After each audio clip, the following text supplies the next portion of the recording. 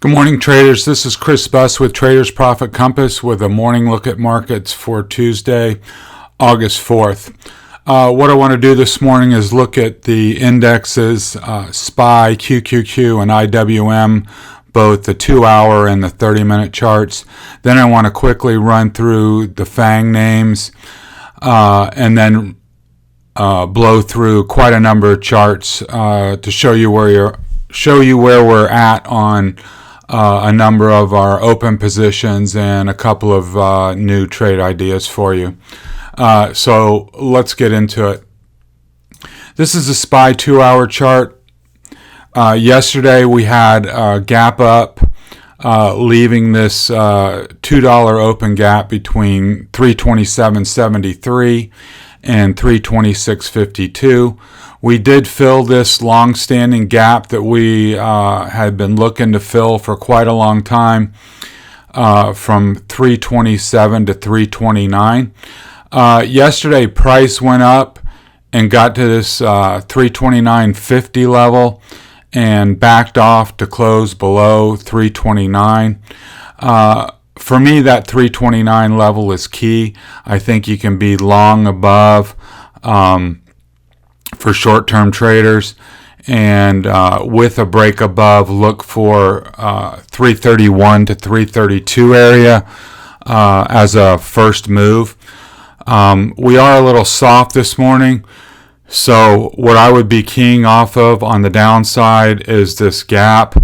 Any break below 327.73, I would favor this gap fill down to 326.52. If that were to break, then we're coming back towards 325 and possibly 323. But we do have this uptrend line here that should serve as some support right here at the top of the gap. So if you're long from lower levels, I think you can stay long against the top of the gap, but any break below, and I would favor lower short-term prices. Let's look at the 30-minute chart. It's a little clearer. You can see here the gap. We came up, we pressed towards 329.50, then closed below 329. If we were to break back above 329, I'd be a buyer there and look for a push above 329.50 for that 331, 332 target. But as we showed on the 2-hour chart, we've got this gap. Pull back here. There should be some support there, but if that breaks, then we're looking for a gap fill down to 326.52. If you're an active short-term trader, I would be selling this level and looking for that gap fill and then see what happens once the gap fills. I would expect that to hold at least initially, but if it doesn't, like I said, back down here to 325. Note the PPO indicator is poised for a high-level bear cross. If that executes this morning, it kind of favors lower prices. And also up here at the RSI, if we were to get a break above, or excuse me, a break below this rising trend line on RSI, that would be bearish as well, especially if we went below this 50 midpoint line. So watch the gap.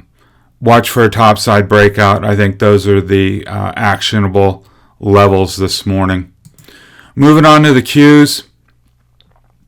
Like SPY, we gapped higher, but we ran into trouble here at the prior all-time high and closed, at least according to my charts, just below. We do have this $2 gap here between 267.87 and 265.79. I think if you were long from lower levels, you would want to stay long against the top of the gap, but probably exit if the gap entry is made. that would favor a move $2 lower. And if this 266 level doesn't hold, I would expect a move back to 263. So those are your active levels. Break to all-time highs, I would be a buyer. I would be a seller into the gap and a seller below the bottom of the gap, 265.79. Here on the 30-minute chart, just looking up top at the indicators first, we've got a nice rising trend on RSI. We have dipped below 70. We do have a bear cross right here on the PPO. We are a little soft this morning, so I would expect that to come down. Any break of this trend line or this trend line here on RSI would favor lower prices. I'm keying off the top of the gap here at 267.87. I would want to be a seller there and look for a gap fill. I'd be a buyer above yesterday's highs, looking for blue sky. So those are the key levels on QQQ. IWM has been chopping in this range between 145 and 150 for really a month. So now we're at the top of the range. It's objective to sell this level until price demonstrates that it can break above. If it can, I would definitely be a buyer there. With this gap above, I would be adding at 151, and I would be adding above 152.50 for a move higher towards 155. But as it stands now, the bulls have to prove it. This has been a place to sell in the past, and I would expect prices to come down.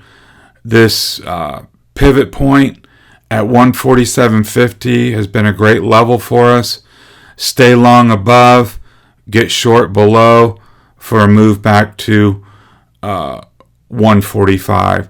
So this has been a big range-bound trade for the last couple months, or last month or so, but it's been wide enough where you could actually make some good money within the $10 range. Looking at it on the 30-minute chart, this was the easiest trade of the day, and I managed to screw it up yesterday.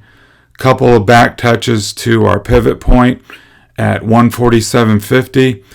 If you were on your toes and paying attention, you could have bought there for a $2.50 move. Very easy trade if you got the right entry. You could have got in at 149 as well. But the real trade was to buy against the pivot point at 147.50. Now we're at the top of the range. We've got this trend line coming in along with resistance.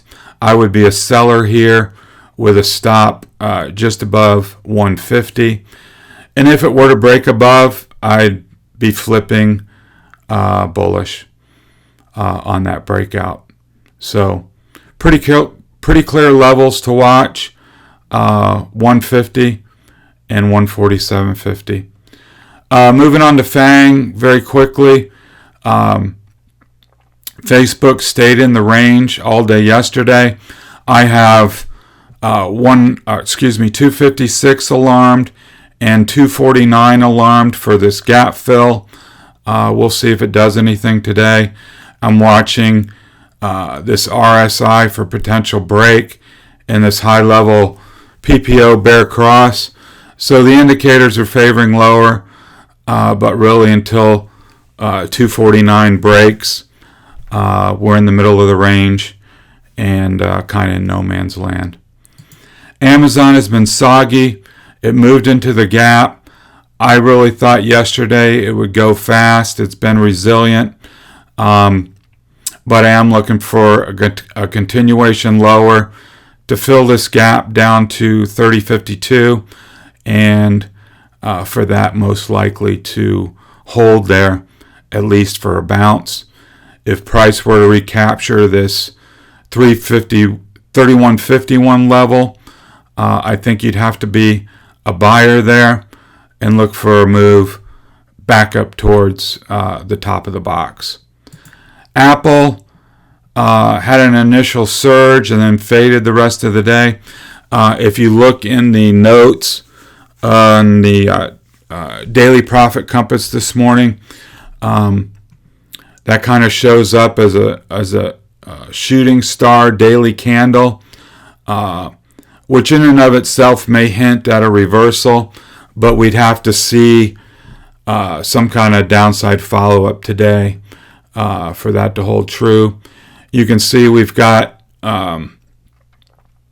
gaps on top of gaps with some very wide trading ranges that are well defined. If you're an active trader, I would be looking at this first level here at 431.57. If that were to break below, you've got a $6 gap to fill. And if price were to move back into this prior range, the technical target would then become either 411.50 or 403. You may find some support here at 411. Moving on to Microsoft, which was the star of the day yesterday, up about $15, gapping higher, leaving this gap behind, recovering this rising wedge. I guess that was TikTok news driven. But anyhow, we're right here at the prior highs. Any pushes above would target this low 220 area. Any drop back below this trend line would be short-term bearish. And of course, any move into the gap would favor a gap fill. Moving on to Google, it remains soggy after earnings. We've got this level here, 1475. Any move below that would test the 50 EMA and this uptrend line. That would be a place for dip buyers to give it a try. Right here against trend with a stop slightly below. If that were to break, I would expect a move down here to 1425, which should see pretty good support. If it lost 1425, then of course much lower prices would be favored. Okay, moving on to some other interesting charts that I saw. This is the ETF for the semiconductors, breaking out to new highs. Any traders, I think, can be long against this 166 level and look for a move up to 172.5, 175. I would be cautious on breaks below, especially if this rising wedge were to break down here around 162.50. You could see a move to come back here to test the 50 around 152.5. So those are important levels to watch if you're involved in the semiconductors. We're long XRT. We've been long since 45.5. I think at this point we can raise our stops to around the 8 EMA at 47. Make sure that we don't let this winner turn into a loser. So what I'd like you to do is move that stop up, but otherwise things look good.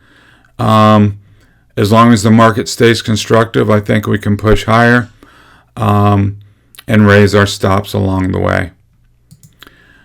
Best Buy, we had set up in a bracket trade between 99.50 and 95.30. We got a breakout yesterday, triggering a buy.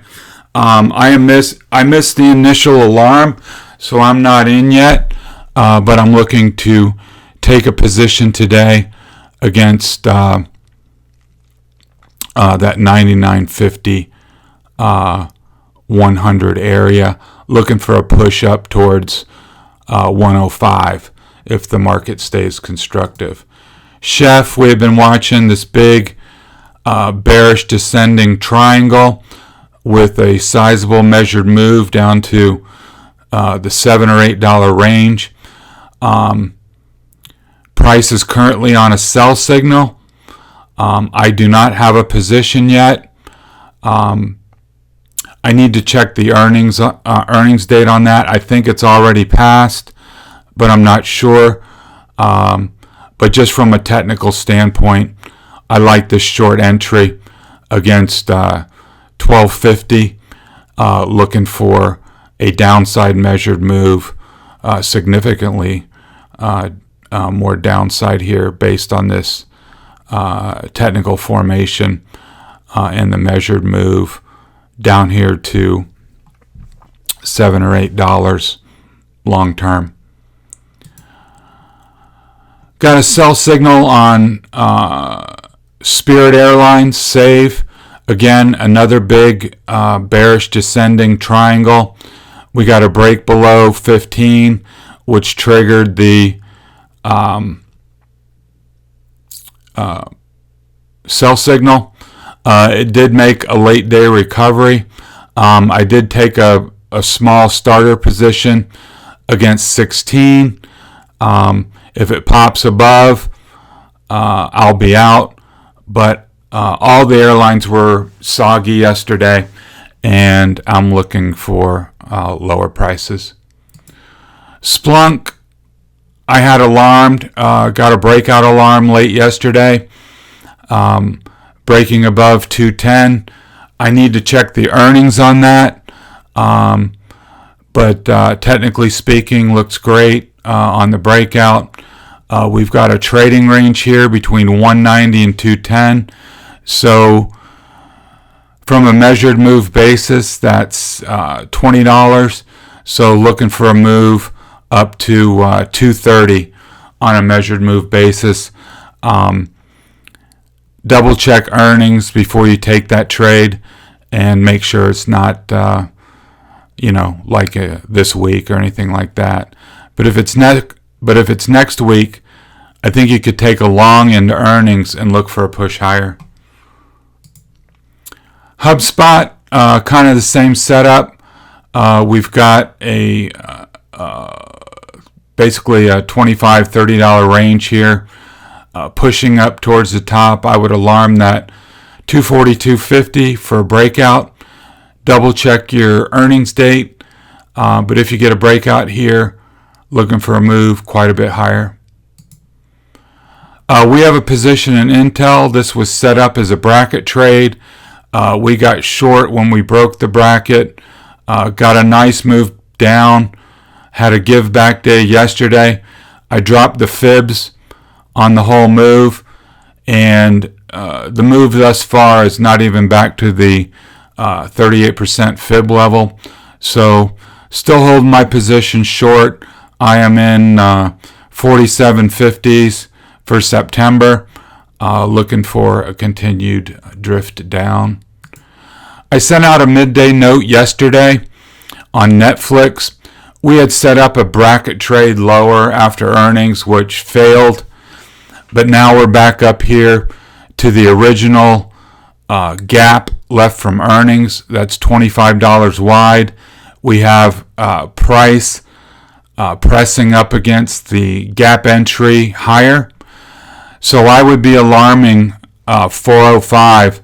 And if you get that gap entry, I think you can be long there, looking for a move to 430. To fill the gap. Since earnings are behind us, we don't have any real catalysts in front of us. If the Qs break to new highs, I think this can move higher and fill that $25 gap. This is our hero, JMIA. I mean, absolutely going vertical. What I've been telling those in our group who are long, you got to keep ratcheting up your strikes and your stops. We have earnings on August 12th. I plan to be out of it before that date, but something's obviously happening here. I have no idea what, but you can see the volume really piling in here, which is a great confirming sign. But we know this isn't sustainable. It can't keep on this trajectory. We'll ride it as long as we can. I have rolled everything up to August 20 calls. If we get another push today, I'll roll up again, continuing to bank this huge winner on the rise up, knowing that it'll end at some point. And just to keep an open mind and staying flexible, this may end up being a massive short. So keep that in the back of your mind. Parabolic rises usually don't end well. So if we see a point, somewhere along the way where this falters, we may want to exit our longs and take the other side. That may come, after earnings at some point. But just be aware of that. Be flexible. Don't be married to this. Just take it as a trade. Keep ratcheting up your strikes, booking those profits. When they pull the rug, all that money will be in the bank, and we can chalk it up to a great trade. YETI. We got long against 45. We're trading 51. Great trade so far. Earnings are Thursday morning before the bell. So now's the time to take profits on that. I mean, you can try to milk it for another day or so. But as far as I'm concerned, the trade is over. We can book a good win and move on to the next opportunity. And I don't have the chart handy, but Papa John's Pizza is in the same boat. We've got a $10 win there. We got in against 85. The stock is at 95, and earnings are Thursday morning before the bell. Time to get out of that one and chalk it up to another good trade. Okay, that's all I have for you. I really appreciate you spending some time with me this morning, taking a quick look at markets and a few stocks. If you look over in the show notes, there's a number of links where you can subscribe to the YouTube channel. You can join our trading tribe. It's free. You'll get my content 6 times a week. Also, check out the blog. Lots of interesting and beneficial information for aspiring traders. So, lastly, if you like the information, please hit the like button. I really appreciate it. And pass along the